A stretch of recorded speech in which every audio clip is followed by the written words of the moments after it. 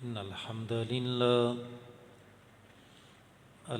لله نحمده ونستعينه ونستغفره ونعوذ بالله من شرور أنفسنا ومن سيئات أعمالنا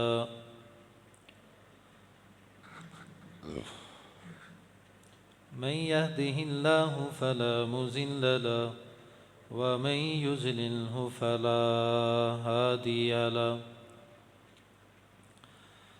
أشهد أن لا إله إلا الله وحده لا شريك له وأشهد أن محمدًا عبده ورسوله إن الله وملائكته يصلون على النبي يا أيها الذين آمنوا صلوا عليه وسلموا تسليما اللهم صل على محمد وعلى آل محمد كما صليت على إبراهيم وعلى آل إبراهيم إنك حميد مجيد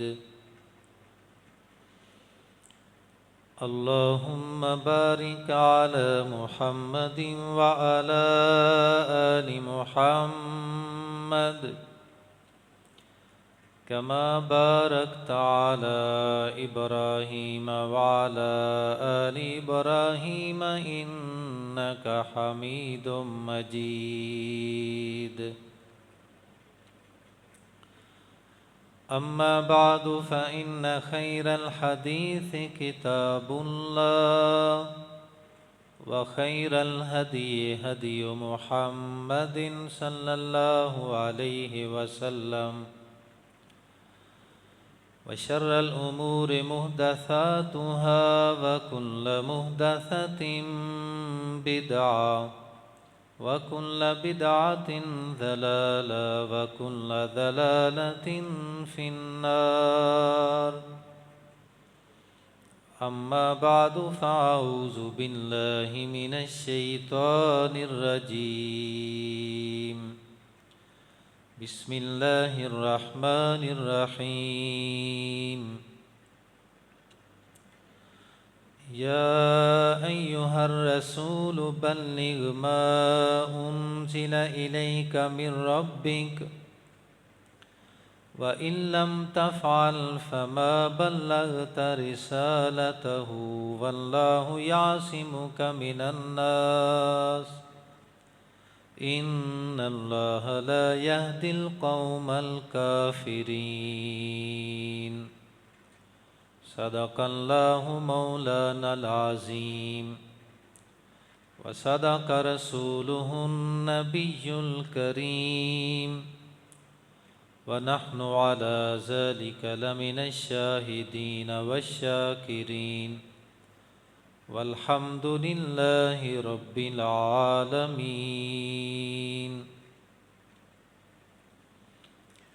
سامعین محترم، اللہ وحدہ لا شریک کی حمد و ثنا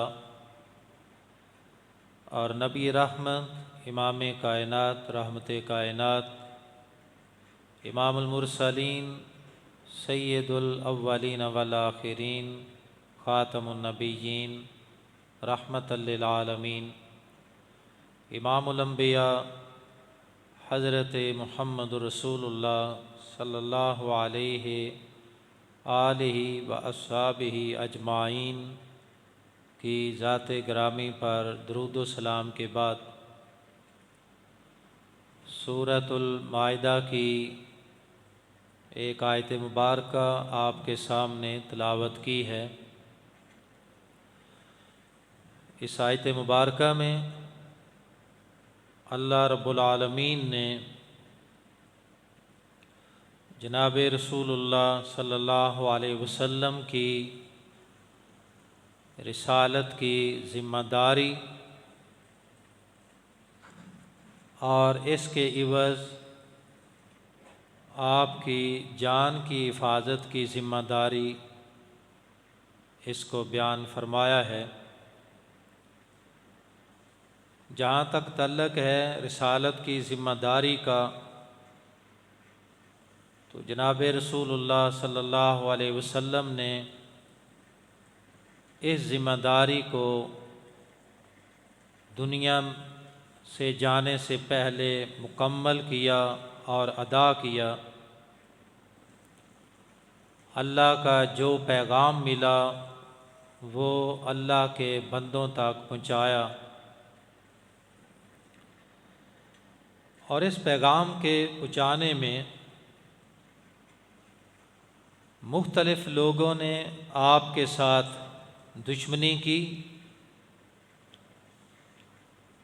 اور صرف آپ سے نہیں بلکہ آپ سے پہلے جتنے نبی اس دنیا میں آئے اور گئے۔ قرآن مجید میں اللہ پاک فرماتے ہیں کہ ہر نبی کے ساتھ انسانوں نے بھی دشمنی کی اور جنوں نے بھی دشمنی کی، مگر انسانوں میں اللہ پاک نے اہل ایمان کو انبیاء کا ساتھی بنایا، اور جنوں میں سے بھی بعض جن بھی آپ کی رسالت پر ایمان لائے۔ جناب رسول اللہ صلی اللہ علیہ وسلم کی جان کی حفاظت اللہ پاک نے زندگی کے ہر موقع پر کی، جیسا کہ گزشتہ جمعہ میں یہ بیان ہو چکا کہ قریش مکہ نے نبی پاک پر جو جان لیوا حملے کیے ان کی تعداد تقریباً 9 ہے۔ 9 ایسے حملے جو نبی پاک کی ذات پر کیے گئے جن کو قاتلانہ حملہ کہا جاتا ہے۔ پھر 3 حملے یہودیوں نے آپ کی جان کو ختم کرنے کے لیے کیے، اور 3 حملے مشرک قبائل نے جو مدینہ سے باہر آس پاس رہتے تھے انہوں نے کیے۔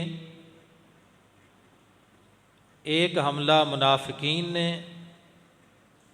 اور ایک حملہ ایران کے بادشاہ خسرو پرویز نے۔ یہ کل 17 حملے ہیں جو نبی پاک کی زندگی میں آپ کو قتل کرنے کے لیے کیے گئے تھے، مگر اللہ پاک نے جس طرح خانہ کعبہ کی حفاظت اپنے ذمہ لی ہے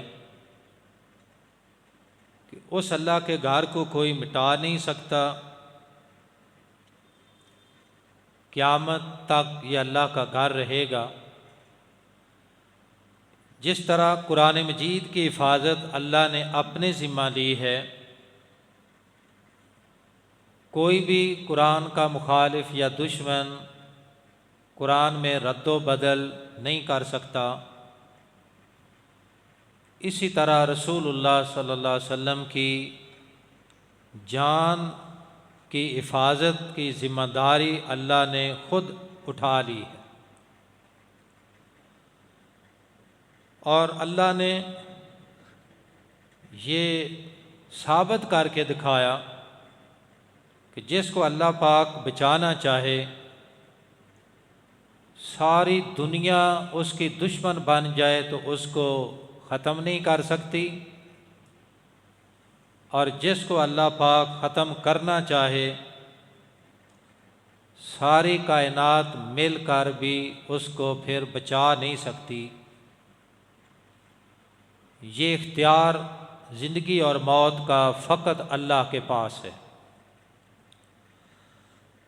مشرکین مکہ کا پہلے حملے کا ذکر ہو چکا۔ دوسرا حملہ نبی پاک کا جو بدترین دشمن ابو جہل اس نے اپنے ساتھیوں کے ساتھ اس بات کا عزم کیا، اعلان کیا کہ میں اکیلا رسول اللہ صلی اللہ علیہ وسلم کو قتل کرتا ہوں اور تمہیں کر کے دکھاتا ہوں، اب تمہیں پریشان ہونے کی ضرورت نہیں، تم میرا ساتھ دو یا نہ دو۔ بعد میں محمد صلی اللہ علیہ وسلم کا قبیلہ بے شک میرے ساتھ کیا سلوک کرے، لیکن میں محمد صلی اللہ علیہ وسلم کو ضرور قتل کروں گا۔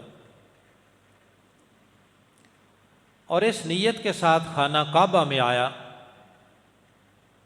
کہ اللہ کے رسول صلی اللہ علیہ وسلم اللہ کی عبادت میں مصروف ہیں اور حالت سجدہ میں۔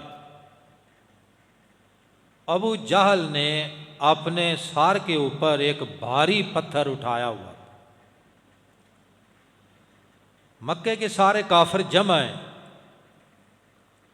اور دیکھ رہے ہیں کہ آج ابو جہل مسلمانوں کے نبی کا سر کچل دے گا اور ہمیشہ سے ہمارا مسئلہ حل ہو جائے گا۔ اللہ کے رسول سجدہ میں ہیں اور وہاں کوئی بھی آپ کا ساتھی، کوئی محافظ، کوئی باڈی گارڈ موجود نہیں۔ ابو جہل بڑی دلیری کے ساتھ پتھر لے کر جب رسول اللہ صلی اللہ علیہ وسلم کے تھوڑا قریب ہوا تو الٹے پاؤں پیچھے بھاگا، اور اس کی حالت اور اس پر خوف اور دہشت اتنی تھی کہ ممکن تھا کہ وہی پتھر اس کے اپنے اوپر گر جاتا، کافی بھاری پتھر تھا۔ بڑی مشکل سے پتھر کو ایک طرف پھینکا اور پیچھے بھاگ گیا اپنے ساتھیوں کے پاس۔ اس کے ساتھی بڑے پریشان ہوئے اور مذاق اڑایا ابو جہل کا کہ تو کہتا ہے میں اکیلا محمد صلی اللہ علیہ وسلم کو قتل کروں گا، اور وہ سجدہ میں ہے، اس نے تمہیں دیکھا بھی نہیں، اور تمہیں اپنی جان کے لالے پڑے ہوئے ہیں۔ کہنے لگا تمہیں کوئی چیز نظر نہیں آئی؟ انہوں نے کہا نہیں۔ کہنے لگا جیسے ہی میں محمد صلی اللہ علیہ وسلم کے قریب آیا تو اس کے پاس ایک بڑا خوفناک اونٹ جس کے دانت بڑے نکیلے اور کھوپڑی بڑی خوفناک، وہ منہ کھول کر میری طرف بڑھا، تو اگر میں پیچھے نہ ہٹتا تو وہ تو مجھے کچا ہی کھا جاتا۔ یہ اللہ پاک کی غیب کی مدد تھی جو کسی کو نظر نہیں آئی سوائے ابو جہل۔ ساتھیوں نے کہا ہمیں تو کوئی چیز نظر نہیں آئی۔ کہا میں ایسے تو نہیں پیچھے بھاگا۔ تو اللہ نے اپنے وعدہ پورا کیا، یا ایھا الرسول بلغ ما انزل الیک من ربک، کہ اے میرے رسول آپ اپنے رب کا پیغام، اس کی تبلیغ کریں، کھل کے کریں، رہا آپ کی جان کا مسئلہ۔ وَإِن لَّمْ تَفْعَلْ فَمَا بَلَّغْتَ رِسَالَتَهُ، اگر آپ نے میرا پیغام نہیں پہنچایا تو پھر رسالت کا حق ادا نہیں ہوا۔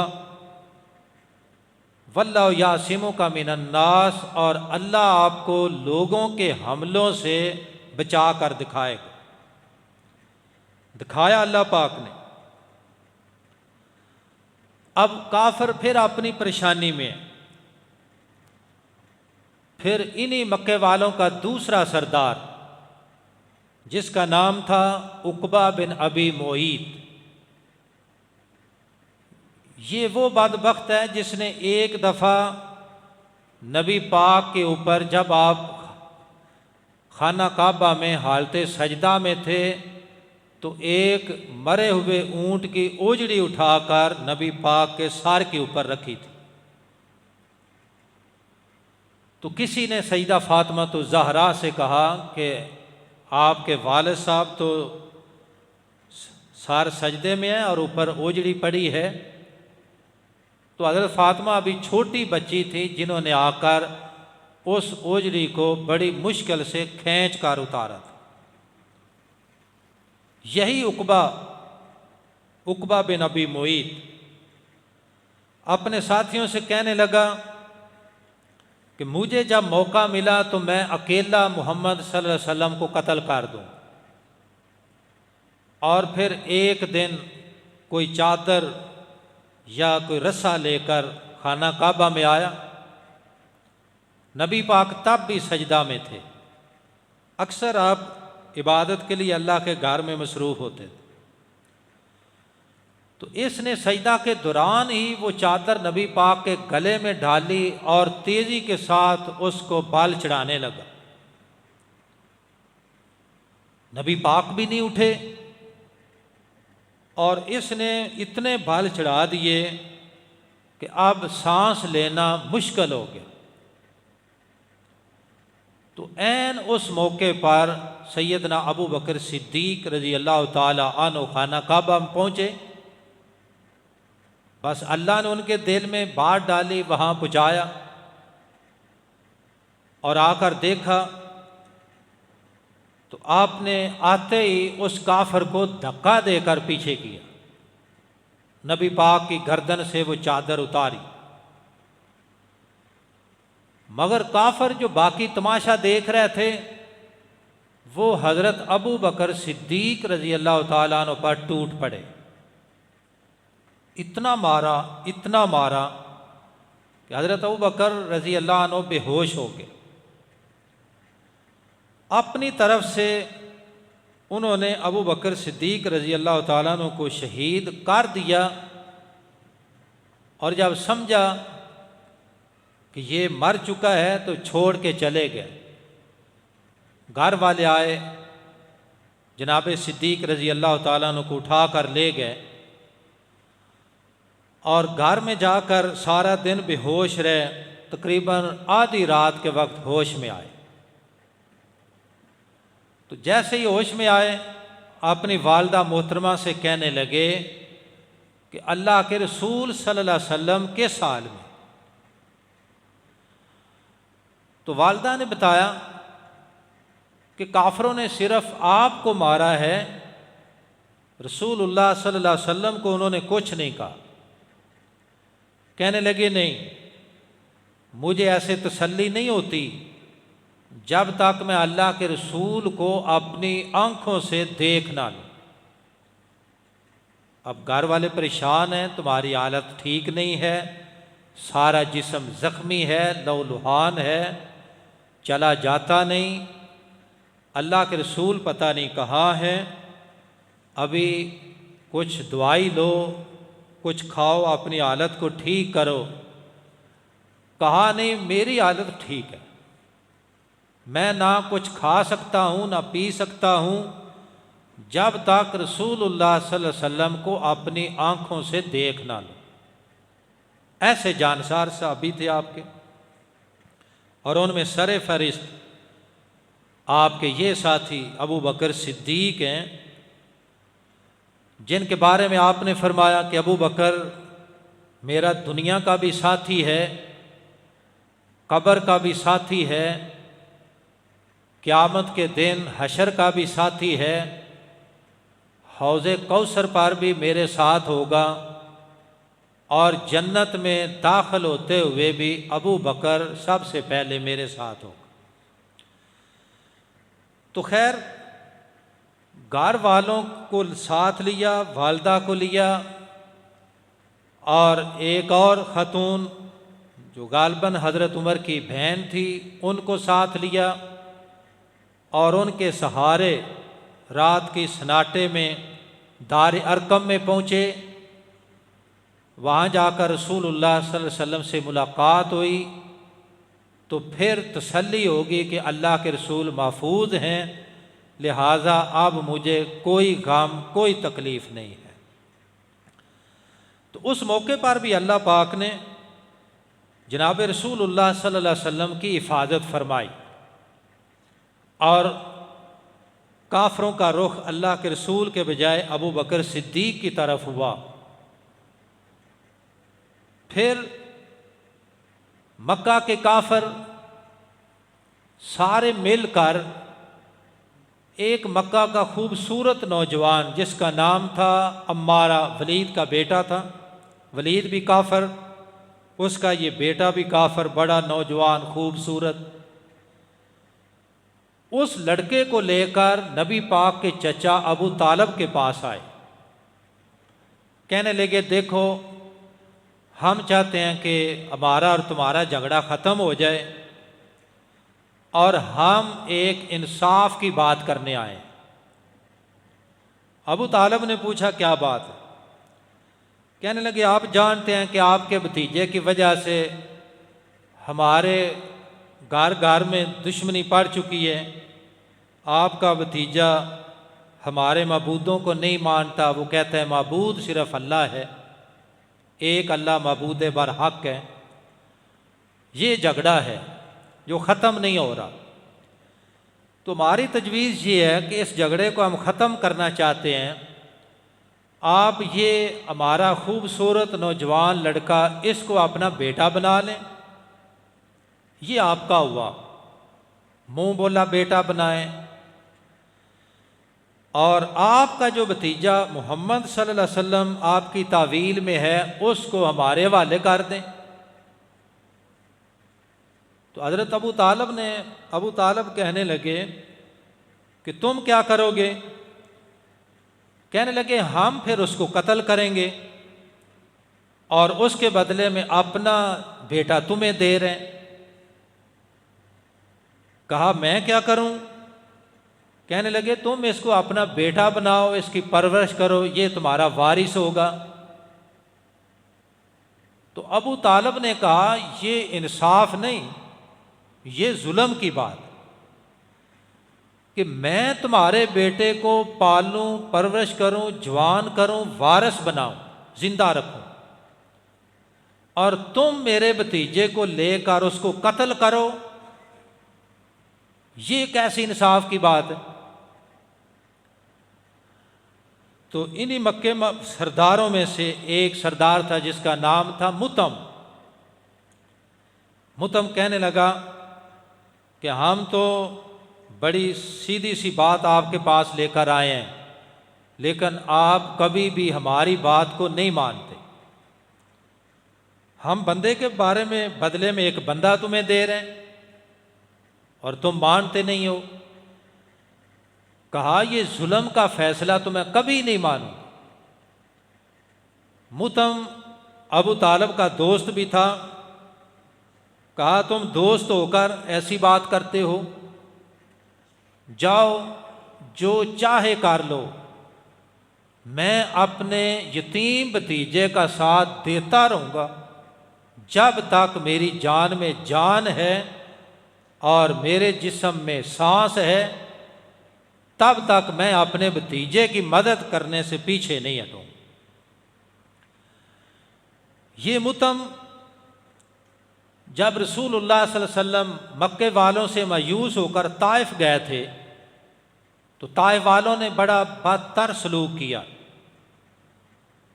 اور شدید زخمی کیا، لہو لہان ہوئے، اور پھر واپس جب مکہ کی طرف آئے تو مکے والوں نے کہا کہ ہم آپ کو اب مکہ میں داخل نہیں ہونے دیں گے۔ یہی متم تھا جس نے کہا رسول اللہ نے اس سے پناہ مانگی، یہ کافر تھا مگر اس نے نبی پاک کی پناہ کو مان لیا اور اپنے بیٹوں سمیت ہتھیار لے کر آیا، کہنے لگا میں محمد صلی اللہ علیہ وسلم کو پناہ دوں گا، بے شک میں نے کلمہ نہیں پڑھا مگر اس نے پناہ مانگی ہے، میں ایک سردار آدمی ہوں، میری پناہ میں وہ مکہ میں داخل ہو جائے۔ یہ اس کا احسان تھا نبی پاک پر۔ پھر جنگ بدر جب ہوئی تو اس میں انہی کافروں کے 70 قیدی نبی پاک کی قید میں آئے۔ تو اس وقت مطعم اس سے پہلے مر چکا تھا، یہ حالت کفر میں مرا، مسلمان نہیں ہوا۔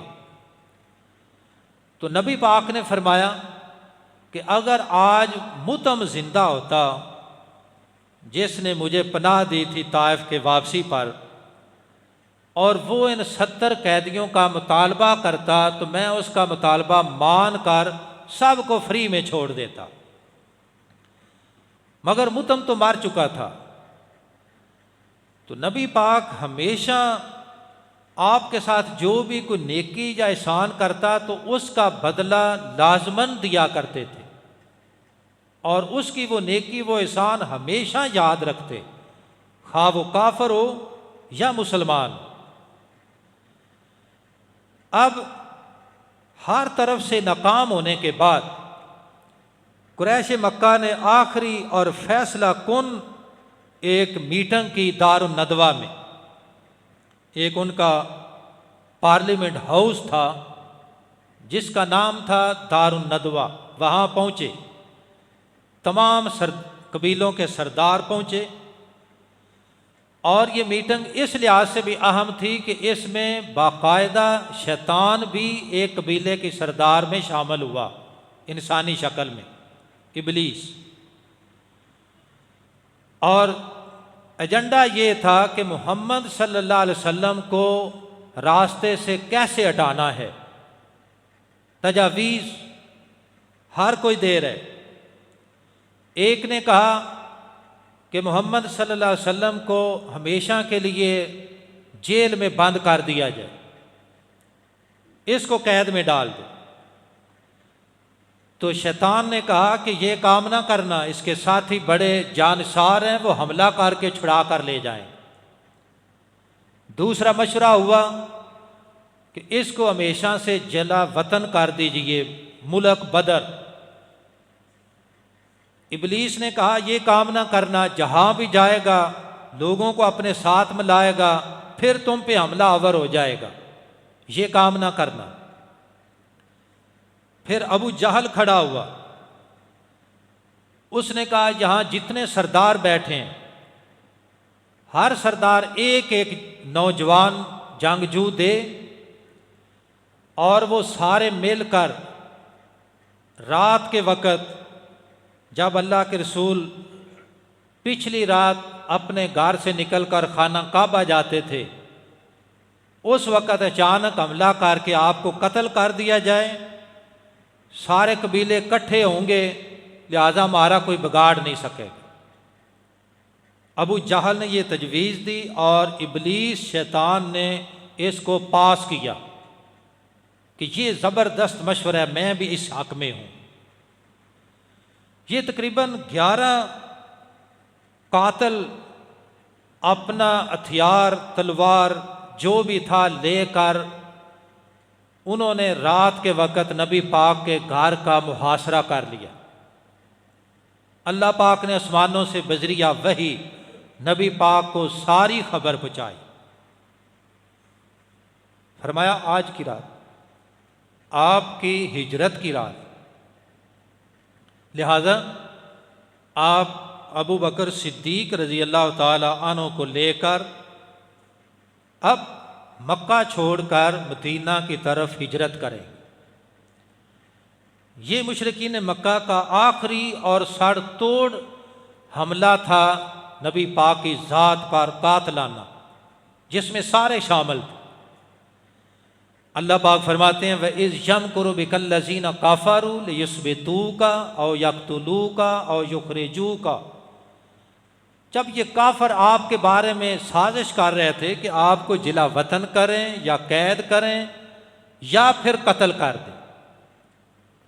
وَيَمْكُرُونَ وَيَمْكُرُ اللَّهُ، انہوں نے اپنی چال چلی اور اللہ نے اس کے مقابلے میں اپنی تدبیر کی۔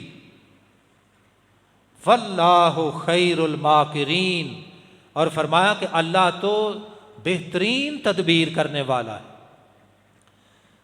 جب اٹھنے کا ٹائم ہوا تو حکم ہوا کہ آپ نکلیں، دیکھا باہر تو پہرے دار ہیں جان کے دشمن، کہا گھبرانے کی ضرورت نہیں، اپنے ہاتھ میں مٹی لو، ایک مشت بھر مٹی لی اور ان کی طرف باہر کی طرف پھینک دو، اور زبان سے یہ کلمات سورہ انفال میں وَمَا رَمَيْتَ إِذْ رَمَيْتَ وَلَكِنَّ اللَّهَ رَمَى، کہ جب آپ نے وہ مٹی کافروں پہ پھینکی تو وہ ہاتھ آپ کا تھا، قدرت خدا کی تھی۔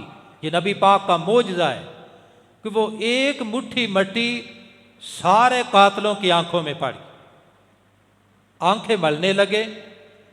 اللہ کے رسول نے آرام سے دروازہ کھولا، ان کے اندر سے نکلے، درمیان سے نکلے، ابو بکر صدیق رضی اللہ تعالی عنہ کے گھر پہنچے اور ان کو ساتھ لے کر غار ثور میں تشریف لے گئے۔ وہ ایک مشکل غار تھی، آج بھی وہاں چڑھنا کوئی آسان کام نہیں، حالانکہ کافی راستہ اس کو ہموار کیا گیا ہے، مگر اللہ کے رسول صلی اللہ علیہ وسلم اور ابو بکر صدیق رضی اللہ تعالی عنہ پیدل اس غار ثور چوٹی پہ جا کے اس غار کے اندر پناہ لی، مگر قاتلوں نے پیچھا نہیں چھوڑا۔ یہاں بھی اللہ نے بچایا، فرمایا وَاللَّهُ يَعْصِمُكَ مِنَ النَّاسِ، اللہ آپ کو بچانے پر کافی ہے، اگر گھر سے بچایا ہے تو یہاں بھی بچائے گا۔ اب یہ سارے کافر کتوں کی طرح پھر رہے ہیں، بو سونگ رہے ہیں۔ ابو جہل نے یہ اعلان کیا کہ جو شخص رسول اللہ صلی اللہ علیہ وسلم کو زندہ یا مردہ گرفتار کرے گا، پکڑے گا، میں اس کو 100 اونٹ انعام پہ دوں۔ اب مختلف گروہ چاروں طرف پھیل گئے۔ ایک گروہ نبی پاک کی غار کی طرف چلا گیا کھوج نکالتے ہوئے، حتیٰ کہ وہ غار کے منہ پر پہنچ گئے۔ سیدنا ابو بکر صدیق رضی اللہ تعالیٰ عنہ کہتے ہیں کہ میں ان کے پاؤں دیکھ رہا تھا، ہم نیچے غار میں تھے، اللہ کے رسول کا سر میری گود مبارک میں ہے۔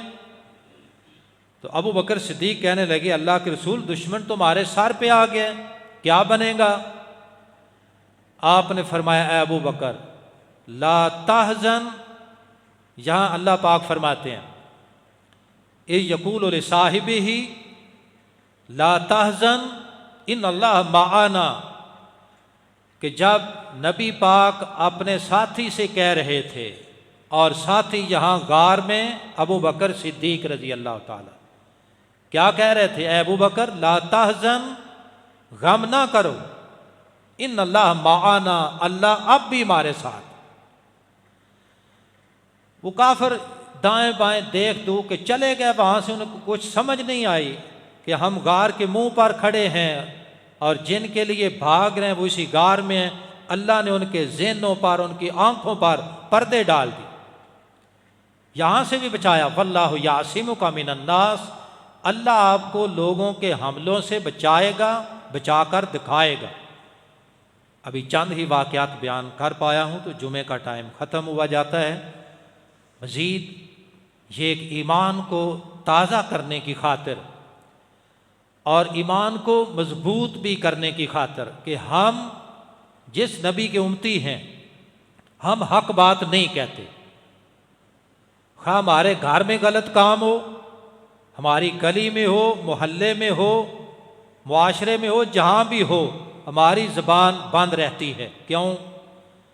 کہ گھر والے خلاف ہو جائیں گے، ہمسایہ بھی خلاف ہو جائے گا، پورے گلی کے لوگ خلاف ہو جائیں گے، عوام الناس خلاف ہو جائے گی۔ لیکن جس نبی کا ہم نے کلمہ پڑھا ہے وہ اللہ کے علاوہ کبھی کسی سے نہیں ڈرتے تھے۔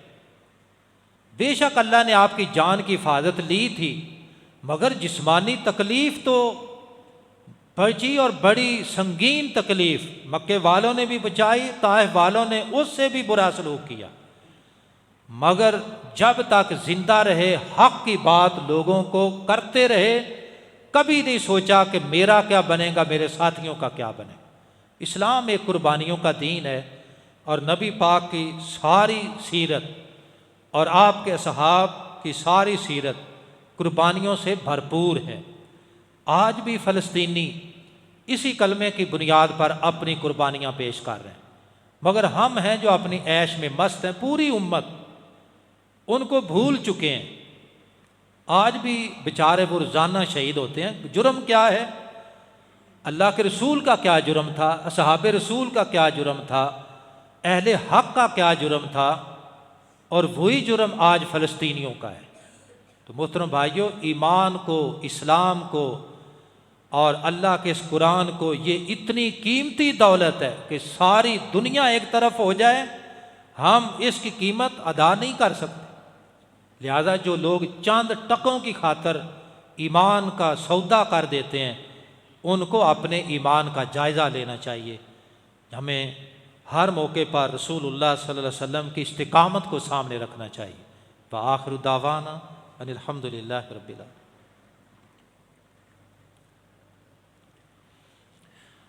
ان الحمد للہ نحمده ونستعینه ونستغفره ونعوذ باللہ من شرور انفسنا ومن سیئات اعمالنا، من يهده الله فلا مضل له ومن يضلل فلا هادي له، اشهد ان لا الہ الا اللہ وحدہ لا شریک له واشهد ان محمدا عبده ورسوله، اما بعد فان خیر الحدیث کتاب اللہ وخیر الہدی ہدی محمد صلی اللہ علیہ وسلم، وشر الامور محدثاتها وکل محدثۃ بدعہ وکل بدعۃ ضلالہ وکل ضلالۃ فی النار۔ ہمارا مضمون ابھی جاری ہے اور یہ موضوع ہے نبی پاک کی سیرت کے وہ واقعات جس میں اللہ پاک نے اپنے نبی کو دشمنوں سے کیسے بچایا، اور اس کا صحیح دلیل کے ساتھ قرآن اور حدیث میں جو ذکر ہے وہ آپ کے سامنے جاری ہے۔ کوشش کیجئے کہ آپ اگر شروع میں پہنچیں گے تو مکمل فائدہ ہوگا، آخر میں پہنچیں گے تو شاید یہ اختتامی بات ہی آپ کو ملے گی، اور اس میں نہ تو ایمان کی تازگی ہوگی، نہ آپ کو روحانی سکون ہوگا، اور نہ جمعہ پڑھنے کا مکمل ثواب۔ یہ نہیں ہو سکتا کہ ایک بندہ شروع میں پہلے آ کر بیٹھے اور ایک وہ بھائی ہے جو ابھی آ کر بیٹھا ہے۔ زمین آسمان کا فرق ہے بھائی، اس کو معمولی نہ سمجھیں۔ میں کہتا ہوں بے شک 10 بندے جمعہ پڑھیں لیکن وقت پہ پڑھیں، لاکھوں لوگ جمعہ پڑھیں اور سارے بعد میں آئیں تو وہ کسی کام کے نہیں ہیں۔ ناراض نہ ہونا، ایمرجنسی اپنی جگہ، مگر ہمیں اپنا یہ رویہ ضرور بدلنا چاہیے۔ اللہ پاک ہمیں فکر عطا فرمائے۔ سبحان ربک رب العزت عما یصفون وسلام علی المرسلین والحمد للہ رب العالمین۔